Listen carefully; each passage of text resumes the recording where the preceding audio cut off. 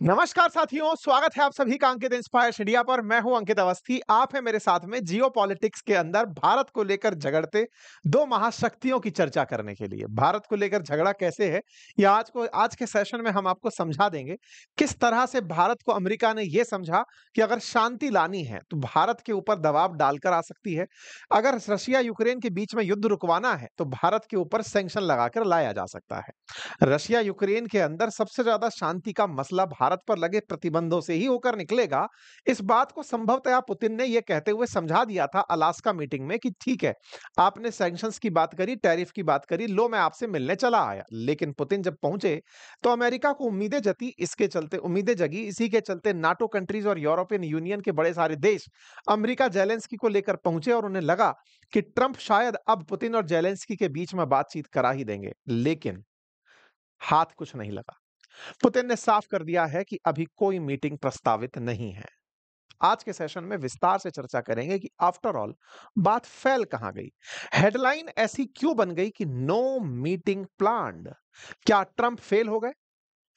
क्या पुतिन ने ट्रंप को कुछ ऐसा झटका दे दिया? और अगर इन कहानियों के पीछे चलकर देखा जाए तो यह सब उस समय घटा जब भारत के विदेश मंत्री रूस की यात्रा पर थे। पहले एनएसए डोवाल जब रूस की यात्रा पर थे तब पुतिन ने अमेरिका जाना स्वीकार किया था। अब जब जयशंकर साहब रूस की यात्रा पर थे तो पुतिन की तरफ से संदेश आया कि हम प्लानिंग में नहीं हैं। ये कैसे सब कुछ बदला? पहले पुतिन का ट्रंप से मिलना तय होना, उसके बाद में मना हो जाना, ये सब चल क्या रहा है? आज के सेशन में इसको डिकोड करेंगे, इसको समझने का प्रयास करेंगे। कारण बड़ा इंटरेस्टिंग है क्योंकि अल्टीमेटली ट्रंप को यह लग रहा था कि अगर रूस पर दबाव बनाना है तो भारत को दबा दो, और इस काम को वो करने में संभवतया कामयाब हुए। उन्हें ऐसी फीलिंग हमने दे भी दी थी। उन्हें लगने लगा था कि जैसे ही हमने टैरिफ अनाउंस किए, पुतिन हमसे मिलने चले आए और इन्होंने इनका खूब सम्मान किया, गाड़ी में बिठाया, मीटिंग तक लेकर गए। बकायदा इसका प्रभाव भी दिखा। यूरोपियन देशों को, नाटो कंट्रीज को लगा कि अब वो समय आ गया है जब ट्रंप हमारी बातचीत करवा देंगे। लेकिन क्या रहा? वो आपके सामने है। ये तमाम बातचीत व्यर्थ रह गई। ट्राइलेटरल के इंतजार में बैठे जेलेंस्की को फिलहाल कोई भी सूचना नहीं मिली क्योंकि इन्होंने गुगली खेल दी है। और इस गुगली के पीछे मास्टरमाइंड भारत को ही बताया जा रहा है कि भारत ने तमाम प्रयास तो किए थे कि एक बार हो जाए तो भाई साहब देख लो, लेकिन सही मायने में जब नहीं हुआ और भारत के साथ सख्ती जारी रही तो संभवतया आज जो स्थिति बनी है वो आप सबके सामने है। तो क्या अमेरिका सही है इस बात को लेकर के रशिया यूक्रेन युद्ध को रुकवाने में भारत का बड़ा महत्व है? अगर भारत चाह ले तो युद्ध रुक सकता है और भारत ना चाहे तो युद्ध ना रुके। तो क्या भारत जानबूझकर अब ट्रंप को खींचे चला जा रहा है? क्या भारत जानबूझकर रूस के साथ मित्रता मजबूत कर रहा है ताकि उन्हें यह एहसास दिलाया जा सके कि आपने भारत के साथ गलत किया है? भारत के साथ गलत कहां से शुरू हुआ, यह तो आप सब जानते हैं। जब पाकिस्तान को भारत के बराबर लाने का प्रयास अमेरिका ने किया, बस उसी के बाद से सारी कहानी बिगड़ती चली गई। जहां ट्रंप उम्मीद करते रहे कि भारत यह स्वीकार लेगा कि इन्होंने शांति कराई है, भारत नहीं माना। वहीं दूसरी तरफ भारत ने उन्हें जो संदेश भेजा, वो संदेश जिस तरह से स्पाइरल होकर पड़ा, अब वो अमेरिका में ट्रंप की राजनीति के लिए खतरा बनता चला जा रहा है। आइए इन सभी बातों पर एक एक करके विस्तार पूर्वक विश्लेषण करते हैं। एक जरूरी सूचना आपसे साझा कर लेते हैं। सूचना यह है कि हमारे एप्लीकेशन बातें बाजार की पर आप लोगों के लिए रविवार सुबह 11 बजे एक वेबिनार रखी गई है फाइनेंशियल फ्रीडम के लिए। फ्री वेबिनार है, आप उसे ज्वाइन कर सकते हैं। लिंक कमेंट बॉक्स में पिन है, सो दैट आप वहां से कुछ basic fundamentals of stocks, basic fundamental of mutual fund जैसी चीजें जान लें। अपने आप को अभी जाकर रजिस्टर कर लीजिए। साथियों, अमेरिकी राष्ट्रपति डोनाल्ड ट्रंप के एडवाइजर पीटर नवारो का एक बयान इस समय काफी ज्यादा वायरल हो रहा है। वो कह रहे हैं कि भारत ने रूस से तेल खरीदकर मुनाफाखोरी का आरोप लगाया है। कल हमने एक सेशन भी किया था, आपको ध्यान होगा, जिस सेशन में हमने ये कहा था कि मोदी जी के साथ धोखा हुआ है। और उस धोखे के अंदर हमने एक कहानी सुनाई थी आपको, जिसमें हमने अमेरिका के वाणिज्य सेक्रेटरी का एक बयान सुनाया था, जिसमें वो ये कह रहे थे कि भारत ने रूस से तेल खरीदकर $16 बिलियन कमाए हैं और उसमें से $6 बिलियन केवल अंबानी ने कमाए हैं। ऐसे में अंबानी चाहते थे कि रूस से तेल खरीदना जारी रहे और यही कारण है कि भारत अमेरिका के साथ बढ़िया बनकर रहे। इस बात के लिए अंबानी मोदी सरकार पर प्रेशर डाल रहे थे। ये कल एक नैरेटिव था जो ट्विटर पर चल रहा था। यही मैंने आपको रात को आकर एक्सप्लेन किया था कि ट्विटर पर ऐसी बहस क्यों छिड़ी है। लेकिन जब मैं आपको ये एक्सप्लेन करके गया, कल रात को मैंने कमेंट जाकर जब पढ़े, तो उनमें से कुछ लोगों के कमेंट्स मेरे लिए ही आ गए थे। सर, आप डीप स्टेट से जाकर मिल गए हैं। सर, आप उन लोगों से जाकर मिल गए हैं जो देश को तोड़ना चाहते हैं। मुझे लगता है कई बार लोग सुनने में देरी कर जाते हैं। मैंने शुरुआत की थी कि ये खबर उठ कहां से आ रही है, खबर को जोड़कर कैसे देखा जा रहा है। एक राजनेता जीवन में ना जाने कितने सारे स्टेप से होकर गुजरता है, लेकिन मैंने आप लोगों को जब बातें रखी, तो मैंने आपको शुरुआत में बता दिया था कि ट्विटर पर एक नया बहस छिड़ा हुआ है, आज हम उसको समझ रहे हैं।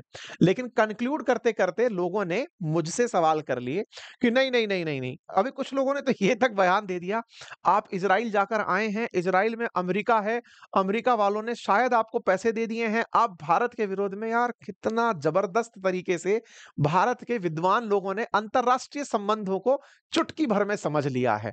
मतलब कहाँ से लाते हैं, कहाँ हैं हमारे देश के ये यशस्वी लोग जो इतना जल्दी तार जोड़ करके बैठ जाते हैं। मेरे महानुभावों, मैंने कल भी यही कहा था कि देश के लिए राष्ट्र प्रेम सर्वोपरि है और राष्ट्रीय हित सबसे ऊपर है। आपको पर्सपेक्टिव बताने के लिए मैंने चर्चा छेड़ी थी, लेकिन उस पर्सपेक्टिव को आपने मेरा विचार मान करके सुन लिया। कोई बात नहीं, विचारों की स्वतंत्रता हो, आपके पास सब तरह के विचार हो, तभी आपका विश्वास और दृढ़ होता है। क्योंकि अगर अविश्वास आपके किसी के प्रति विश्वास को तोड़ दे या संदेह किसी के प्रति विश्वास को तोड़ दे, तो वो खाक विश्वास है। आपका देश में विश्वास है, देश की सरकार में विश्वास है, देश की नीतियों पर विश्वास है। ये तो संदेहों को पार करके भी रह जाता है, तो मजबूती के साथ दिखता है और वो परमानेंट वाला निकल कर आता है। अमेरिका ने फिर से बयान दिया। बयान ये दिया कि भाई, इंडिया वालों ने तो हमारे पास तेल बेचकर लाभ कमाया। मैंने कल के सेशन से एक दिन पहले वाले सेशन में आपको ये कहा था कि भाई, हमने लाभ कमाया तो लाभ कमा के हमने टैक्स भी तो कमाया। हमने लाभ कमाया तो हमने अपने यहाँ पर तेल सस्ता भी तो पाया।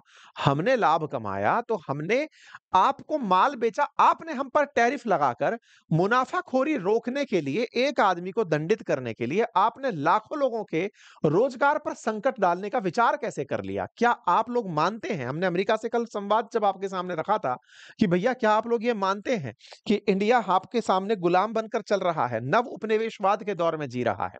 पर चलिए, खैर कोई बात नहीं, आपने जितना भी सुना, मैं आपको फिर से दोहराता हूं। कल इनके यहाँ के एक सेक्रेटरी ने, ट्रेड हाउस के एडवाइजर हैं ये, पीटर नेवारो, इन्होंने कहा कि इंडिया रिफाइनिंग कर रहा है, रिफाइनरी से प्रॉफिटियरिंग कर रहा था। वो रूस से तेल खरीदता था और हमें बेचकर पैसे कमाता था। ये ओपन सीक्रेट था। ये तो बात हमने ही दुनिया को कई बार बताई है, तो ये लोग तो हमको क्या ही बताए होंगे, बट ठीक है। इन्होंने यहां पर एक बात और ऐड कर दी, और वो ये थी कि जंग की शांति का रास्ता भारत से होकर ही जाता है। भारत रूसी तेल को खरीदता है, जिससे रूस को पैसे मिलते हैं, और ये मुनाफा कमाने की इनकी अपनी एक स्कीम है। मोदी एक महान नेता हैं। भारत को सोचना चाहिए कि वह वैश्विक अर्थव्यवस्था में क्या भूमिका निभा सकता है। यह कदम शांति नहीं बल्कि युद्ध को आगे बढ़ा रहे हैं। इनके जैसे वृद्ध व्यक्ति से इस तरह की बातें अपेक्षित नहीं थी। क्यों? क्योंकि ये अधूरा सत्य बखान रहे थे। सत्य तो ये है कि दुनिया में तेल खरीदने की परमिशन, कि आप लोग तेल खरीद सकते हैं, हमने प्रतिबंध लगा दिए हैं, ये अमेरिका ही बांटता फिर रहा था। अमेरिका ने ही भारत को कहा था कि तुम तेल खरीद सकते हो। और तो और, दुनिया में साफ पता है कि हमसे ज्यादा तेल रूस खरीदता है, सॉरी चाइना खरीदता है। हमसे ज्यादा एलएनजी यूरोप खरीदता है, लेकिन केवल भारत से होकर के रास्ता जाता है। इससे अमेरिका की क्रेडिबिलिटी पर सवाल उठे हैं। जब अमेरिका की क्रेडिबिलिटी पर सवाल उठे, तो फिर वहां के कुछ राजनेता उठकर बोलने भी शुरू हुए। उनमें से निक्की हेली, ये वो नेता हैं जो कि ट्रंप की ही पार्टी से आती हैं। चुनाव में उतरी थी, लेकिन ट्रंप चूंकि उम्मीदवार थे, तो इन्होंने अपनी उम्मीदवारी वापस ले ली थी। निक्की हेली ने ट्वीट किया, ट्वीट के साथ साथ अपना एक लेख साझा किया, जो उन्होंने हाल ही में एक ओपिनियन के अंदर लिखा है। न्यूज वीक नामक समाचार के अंदर उन्होंने अपना एक लेख लिखा। उन्होंने कहा कि ट्रंप, आप गलती कर रहे हो। ट्रंप एडमिनिस्ट्रेशन भारत के खिलाफ जाकर गलती कर रहा है। निक्की हेली का बोलना अपने आप में एक बड़ी बात माना जाता है। ये बड़ी इन्फ्लुएंसर्स हैं, मिलियन में रीच है, और ये राजनीति में सक्रिय हैं। अमेरिका में इनकी राजनीति काफी बड़ी है। इनका ट्रंप प्रशासन से यह कहना कि आप लोगों ने रूस को प्रतिबंधित करने के लिए भारत पर सैंक्शन लगाए या भारत पर टैरिफ लगाए, ये एक विजन हो सकता है, एक व्यू हो सकता है। लेकिन आप ये भूल रहे हैं कि आपके इन तमाम प्रयासों से भारत आपसे दूर जा रहा है। इतना ही नहीं, भारत उस कालखंड में पहुंच रहा है जो आज से 20 साल पहले था। रोनाल्ड रीगन से लेकर के ट्रंप तक के कार्यकाल में भारत अमेरिका के संबंध नजदीक आए थे। आपने सारे संबंध बिगाड़ दिए हैं। इन्होंने एक एक चीज पर पूरा लेख लिखा कि आपको पुतिन से प्रॉब्लम थी, उनके लिए आप भारत से सीधी बातचीत कर सकते थे। लेकिन भारत के खिलाफ आपने जो तरीके अपनाए, आप चाइना के खिलाफ, आपको जो एशिया में एक बड़ी पावर मिल गई थी, आप उसे खोते जा रहे हैं। इन्होंने अपने लेख में यह भी लिखा कि भारत ही आपके लिए चाइना का सप्लीमेंट हो सकता था। चाइना के सस्ते सामान को भारत ही बनाकर अमेरिका को दे सकता था, लेकिन आप लोगों ने उसे खो दिया है और ज्यादा खोते जा रहे हैं। अभी भी जरूरत है कि आप दोनों लोग बैठें, प्रधानमंत्री मोदी से सीधी ट्रंप बातचीत करें और इस मामले को सुलझाएं। लेकिन करें क्या? इन्हें तो अभी भी यही लगता है कि शांति भारत पर दबाव डालने से ही आएगी। अब जब भारत पर दबाव डालना है तो चलिए अब दूसरा पक्ष जान लेते हैं। हम पर दबाव डालना था तो हमारे ऊपर आप लोगों के तमाम उपकार हैं। उपकार सबसे पहला यही कि आप ही के ही राज्य में हम जी रहे हैं। यह बात भारत के विदेश मंत्री ने दुनिया को बताई कि देखो, अमेरिका खुद कहता फिर रहा था कि आप तेल खरीद सकते हो दुनिया में तेल की कीमतों को स्थिर करने के लिए, लेकिन अब आपको लगता है कि हमसे ही शांति का रास्ता जाता है, तो लाइए अब हम शांति ला ही देते हैं। भारत के विदेश मंत्री रूस की यात्रा पर पहुंच जाते हैं। वहां पर पहुंचते हैं क्योंकि आरोप हम पर था कि हम लाभ कमाते हैं। कोई बात नहीं, आप प्रतिबंध लगाए हो तो लीजिए, हम रूस की यात्रा पर पहुंचते हैं। भारत के विदेश मंत्री रूस की यात्रा पर पहुंचते हैं और वो यात्रा इतनी भव्य होती है जिसके तस्वीरों से आप उसकी गहराई का अंदाजा लगा सकते हैं। यह यात्रा साधारण यात्रा नहीं थी, सरकारों के बीच में होने वाली इंटर गवर्नमेंटल मीटिंग थी। इस तरह की जो मीटिंग्स हैं, ये इंटर गवर्नमेंटल कमीशन होता है इंडिया रशिया का, जिसमें ट्रेड, इकोनॉमिक्स, साइंस, टेक्नोलॉजी और कल्चरल कॉपरेशन को लेकर IRIGC टैक्स की मीटिंग होती है, जो कि विदेश मंत्री स्तर के लोगों के द्वारा की जाती है। इस मीटिंग के लिए विदेश मंत्री जब पहुंचते हैं, आप तस्वीरों से अंदाजा लगाएं कि इसमें किस लेवल का एंगेजमेंट रहा होगा। आप टेबल के चारों तरफ बैठे हुए राजनेताओं और प्रतिनिधियों को देखकर इस बात की गहराई का अंदाजा लगा सकते हैं कि इस कॉपरेशन के अंदर, इस टेबल टॉक के अंदर कितने लोग पार्टिसिपेट किए होंगे। अब मैं आपको बताता चलता हूं किस लेवल के लोग पार्टिसिपेट किए थे। सबसे पहले यहां पर मीटिंग के अंदर deputy prime minister of Russia यहां पर हमारे विदेश मंत्री से मुलाकात करने के लिए आए और इस इंटर गवर्नमेंटल कमीशन मीटिंग के अंदर उन्होंने पार्टिसिपेट किया। यहां पर दोनों के बीच में बातचीत हुई। इंडिया रशिया के बीच में यह बातचीत 26वें नंबर की बातचीत थी। दोनों के बीच प्रॉपर तरीके से बातचीत हुई। आप इस बात को फिर से समझें, यह किस लेवल की बातचीत थी, इस राउंड टेबल से आप समझ सकते हैं। इस स्तर की बातचीत की दोनों देश ट्रेड को लेकर के, इकोनॉमी को लेकर के, दोनों साइंस को लेकर के, टेक्नोलॉजी को लेकर के, कल्चर को लेकर के तमाम प्रकार की बातचीत कर रहे हैं, तो आप उसकी गहराई को यहां से समझ सकते हैं। हमने बकायदा यहां पर डिटेल डिस्कशन किया और कहा कि ऐसे मीटिंगों की संख्या अब और बढ़ा दी जानी चाहिए। इसके बाद डॉक्टर जयशंकर साहब के द्वारा यहां के विदेश मंत्री से बातचीत की गई। विदेश मंत्री से बातचीत हुई और दोनों के बीच में जो बातचीत हुई वो धीरे धीरे पब्लिक होना शुरू हुई। सरगई लेवरोव से इनकी बातचीत होती है।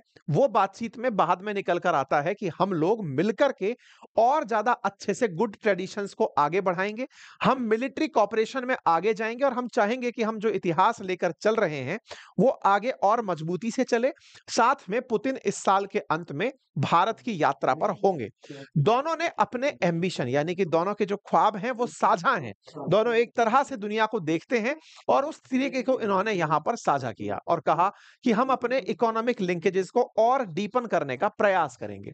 इसके बाद में भारत ने एक और बयान दे दिया। जब पत्रकार ने इनसे पूछा कि आपको तेल खरीदने के ऊपर पाबंद किया गया है, तो इसमें विदेश मंत्री ने कहा कि इस बात को लेकर के हम बड़े ही परप्लेक्स्ड सिचुएशन में हैं, असमंजस में हैं, बड़ी ही अस्पष्ट स्थिति है कि भारत रशियन तेल का सबसे बड़ा खरीदार नहीं है, वो चाइना है। लेकिन फिर भी अगर हमारे ऊपर आप किसी प्रकार का टैरिफ लगाते हैं तो ये ऐसी स्थिति स्थिति में समझ नहीं आता जब अमेरिका ने खुद हमसे यह कहा हो कि बाजार की कीमतों को स्थिर करने में भारत तेल खरीद सकता है, do everything to stabilize world market. ऐसा भारत को अमेरिका ने कहा था, वॉशिंगटन ने भारत को एनकरेज किया था कि आप तेल खरीदकर दुनिया में बाजार में तेल की कीमतों को स्थिर बनाए हुए हैं।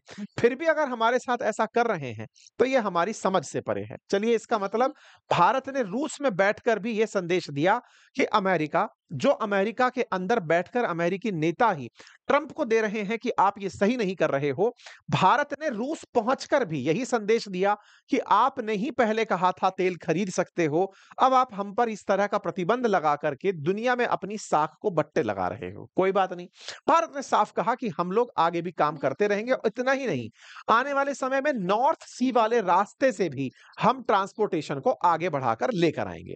प्रधानमंत्री के सॉरी, यहां पर इतनी ही नहीं, न्यूक्लियर एनर्जी को लेकर के भी बातचीत हुई कि हम कैसे आगे बढ़ सकते हैं। यह बातचीत आगे निकलती गई।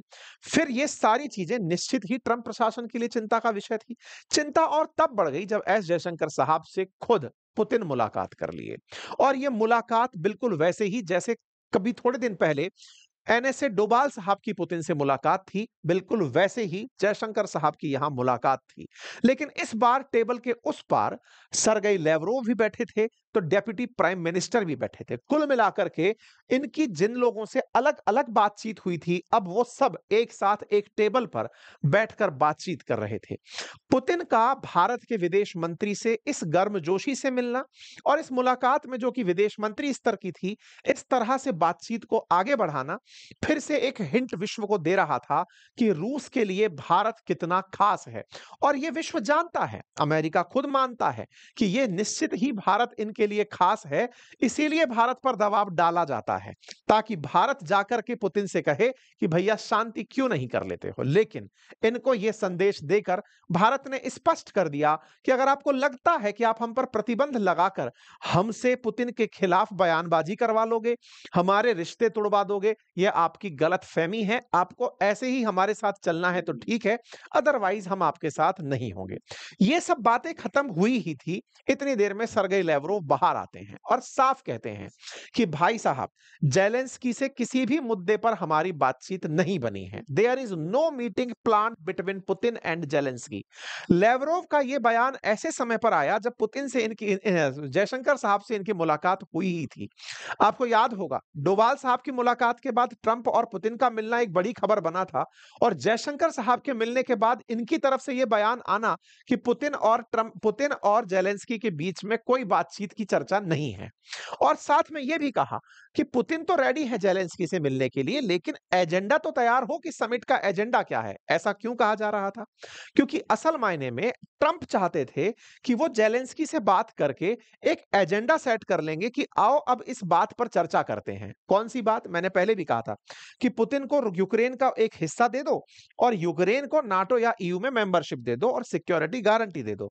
ना तो जेलेंस्की उस चीज के लिए तैयार हुआ, और ना पुतिन इस बात के लिए तैयार हुए कि वो नाटो का मेंबर बने। जब दोनों के बीच में कंसेंसस बने ही नहीं तो बातचीत कैसे होगी? वहीं ढाक के तीन पात रह गए। कुल मिलाकर के ट्रंप के ये सारे प्रयासों पर पानी फिर गया। ट्रंप ने जितने भी प्रयास किए थे इनको साथ में लाने के, वो सब वेस्ट हो गए।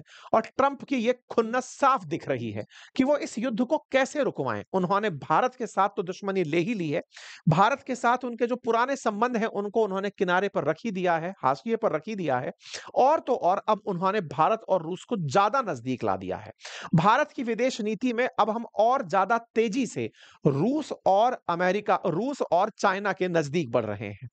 इन सभी चीजों के बीच में फिर एक और खबर आती है, और वो ये कि जब चर्चाएं चल रही हो कि समझौता होगा, शांति होगी, रशिया ने और एग्रेसिव होकर के यूक्रेन पर हमले शुरू कर दिए हैं। ये ताजा अपडेट्स हैं जिसमें आप अभी सुबह हुए हमलों को तस्वीरों में देख रहे हैं। यहां पर ये हमले सिद्ध करते हैं कि ट्रंप की इन दोनों के बीच में शांति कराने की जो भारत पर प्रेशर डालने की टैक्टिक थी वो कहीं फेल मार गई। तभी ये कार्टून बहुत ज्यादा सही दिखता है कि लार्जेस्ट डेमोक्रेसी को तोड़ने ट्रंप चले थे। 20 साल का जो हार्ड वर्क लगा था अमेरिका का, क्लिंटन, बुश, ओबामा, बाइडेन जैसे नेताओं का वो केवल और केवल ट्रंप के ईगो के चलते रिलेशन खराब कराने तक पहुंच गया है। ये चर्चा अब होने लगी है कि ट्रंप के टैरिफ ने भारत को अमेरिका का राइवल बना दिया है और चाइना और रशिया के नजदीक पहुंचा दिया है।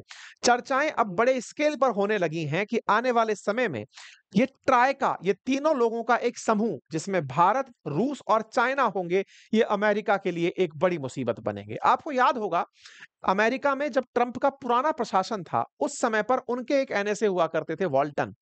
इनका एक बयान था कि ट्रंप बड़े ही इगोइस्टिक आदमी हैं, ये केवल और केवल क्रेडिट लेना चाहते हैं। Trump tax credit for everything, ऐसा इनका बयान था। ये पिछले साल, पिछली बार के सरकार में एनएसए थे, इस बार इन्हें कोई पद नहीं मिला। इनका ये बयान बहुत वायरल हुआ कि ट्रंप को केवल क्रेडिट लेना होता है, जैसे वो भारत और पाकिस्तान के संघर्ष का ले रहे थे कि मैंने सीज फायर कराया। इस व्यक्ति को आज अमेरिका की एफबीआई ने जांच के घेरे में बिठा दिया। एफबीआई इनके घर पहुंचती है, इनके घर के अंदर जांच शुरू कर देती है। कहीं ऐसा तो नहीं कि तुम्हें कहीं से पैसे मिले हों। भाई साहब, इस बात से साफ पता चलता है कि अगेन ट्रंप के अंदर कितना पागलपन सवार हो चुका है। जो उनके खिलाफ है, जो उनकी नीतियों के खिलाफ है, उन सबके साथ चाहे वो कितनी भी मित्रता रखते हो। सोचिए, पुराना एनएसए, उसके घर रेड मरवा दी। एलॉन मस्क बाहर निकलवा दिया। इस व्यक्ति के साथ में ईगो लगा करके जो देश खड़ा है, उनके खिलाफ ये नुकसान पहुंचाने में खड़े हैं। इन्हें केवल एक ही आदमी सेट कर रहा है, दैट इज पुतिन। और उनको दबाने के लिए इन्होंने भारत का प्रयोग किया। अब भारत भी इनको बड़ी सीख दे रहा है। निश्चित ही इन दोनों की जोड़ी ट्रंप के लिए एक बड़ी नाजीर सिद्ध होगी। बाकी आप लोग इस विषय पर क्या सोचते हैं, अपनी राय कमेंट बॉक्स में जरूर रखें। चैनल पर नए हैं तो सब्सक्राइब कर लें। और हां, यदि आप इस रविवार समय रखते हैं तो जरूर पधारें। फ्री वेबिनार है, फाइनेंशियल फ्रीडम पर चर्चा होगी, म्यूचुअल फंड निवेश पर चर्चा होगी कि कैसे आप अपने लिए एक बहुत अच्छा प्लान बना सकते हैं ताकि भविष्य में आप अपने लिए फाइनेंशियल फ्रीडम और इंडिपेंडेंस दोनों सुनिश्चित कर सकें। Thank you so much.